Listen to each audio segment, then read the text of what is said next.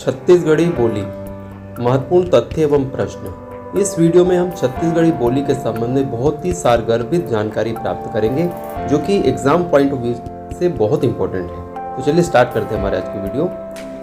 छत्तीसगढ़ी राज्य की राजभाषा है।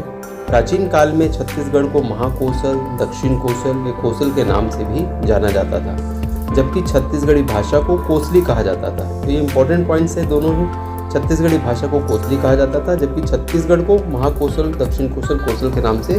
इसके अलावा छत्तीसगढ़ी भाषा में सबसे प्राचीन और एकमात्र अभिलेख बस्तर राज्य के दंतेवाड़ा में एक शिला पर उकेरा गया।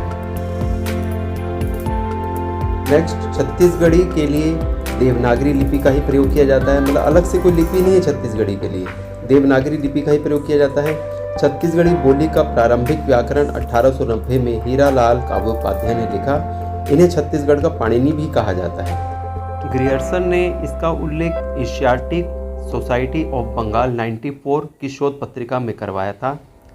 इसके अलावा लिंग्विस्टिक सर्वे ऑफ इंडिया में जॉर्ज ग्रियर्सन ने सर्वप्रथम छत्तीसगढ़ी का वैज्ञानिक अध्ययन प्रारंभ किया। ये भी बहुत इंपॉर्टेंट फैक्ट है। और ग्रियर्सन ने ही छत्तीसगढ़ी को 9 भागों में बांटा है। इसको भी आप याद रखिएगा। नेक्स्ट है छत्तीसगढ़ी राजभाषा।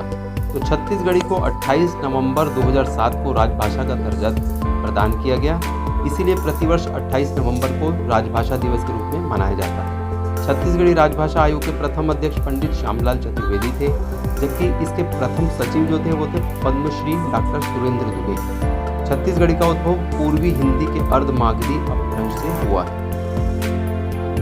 छत्तीसगढ़ी राजभाषा आयोग विधेयक के संबंध में कुछ हम लोग जानकारी देखते हैं। एक तो सबसे पहला तो है कि 28 नवंबर 2007 को जो है छत्तीसगढ़ी राजभाषा आयोग विधेयक को पारित किया गया था। और इसके पास होने के बाद अब हर वर्ष जो है 28 नवंबर को राजभाषा दिवस के रूप में मनाया जाता है। राजभाषा का प्रकाशन 11 जुलाई 2008 को राजपत्र में किया गया था। ये भी इम्पोर्टेंट है। और इस आयोग का जो कार्य है 14 अगस्त 2008 से शुरू हुआ था। और इसके पहले सचिव जो थे पद्मश्री डॉक्टर सुरेंद्र दुबे थे। अगला है राजभाषा आयोग का उद्देश्य।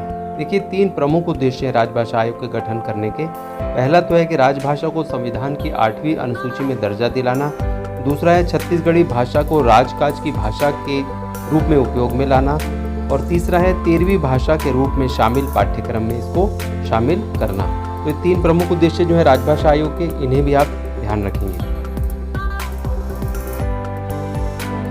कुछ बुक्स के नेम हैं, जैसे कि डॉक्टर शंकर शेष के द्वारा लिखी गई थी छत्तीसगढ़ी का भाषा शास्त्रीय अध्ययन। इसी प्रकार डॉक्टर नरेंद्र देव वर्मा की पुस्तक है छत्तीसगढ़ी भाषा का उद्विकास। लोचन प्रसाद पांडे जी की पुस्तक का नाम है the grammar of Chhattisgarhi dialect of Hindi. Ramesh Chand Mehrotra की पुस्तक छत्तीसगढ़ी शब्दकोश। ये इंपॉर्टेंट बुक्स है, इन्हें आपको याद होना चाहिए। नेक्स्ट है छत्तीसगढ़ी बोली में पत्रिका। तो एक तो सरकार के द्वारा जो पत्रिकाएं निकाली जाती हैं उसमें बिहनिया और छत्तीसगढ़ सेवक को याद रखिएगा। और दूसरा गैर सरकारी स्तर पर है लोकाक्षर बिलासपुर से। ये जो 2-3 प्रमुख पत्रिकाएं, इनके भी नाम आप याद रखेंगे।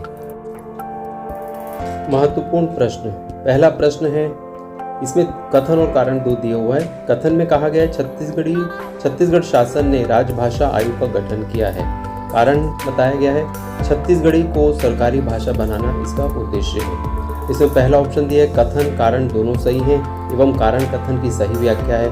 दूसरा है कथन कारण दोनों सही है पर कारण कथन की सही व्याख्या नहीं है। तीसरा है कथन सही है परंतु कारण गलत है।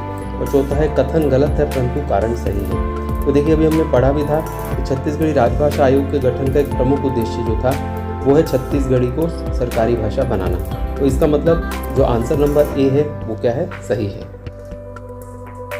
दूसरा क्वेश्चन है, निम्न में से कौन सा कथन छत्तीसगढ़ी भाषा के संबंध में सही नहीं है? सही नहीं बताना है इसमें। पहला ऑप्शन है कुंज बिहारी चौबे इस भाषा के प्रथम कवि थे। दूसरा है इसका व्याकरण सर्वप्रथम हीरालाल काव्योपाध्याय ने तैयार किया था।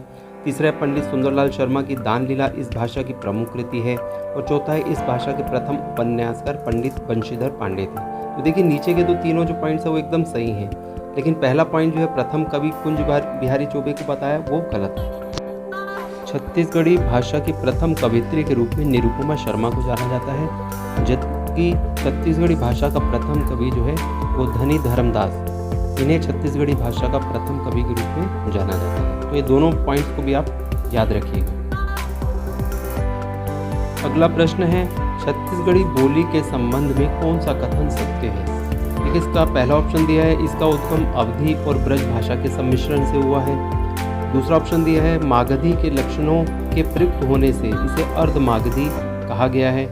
तीसरा ऑप्शन है, यह पूर्णतः द्रविड़ परिवार की बोली है। और चौथा है, इसका प्रयोग प्राचीन काल में शिलालेखों में किया गया है। तो देखिए, पढ़ने से ही स्पष्ट हो रहा है, जो सेकंड ऑप्शन है, मागधी के लक्षणों में के प्रयुक्त होने से इसे अर्ध मागधी कहा गया है। तो इसका जो सही आंसर है वो है आंसर नंबर 2। तो साथियों, आज की जो हमने वीडियो पढ़ी है छत्तीसगढ़ी बोली के संबंध में, इसमें जो भी इम्पोर्टेंट पॉइंट्स हैं या कुछ प्रश्न हैं, इन्हें आप विशेष रूप से ध्यान रखिएगा, क्योंकि ये एकदम शॉर्ट एंड स्वीट है।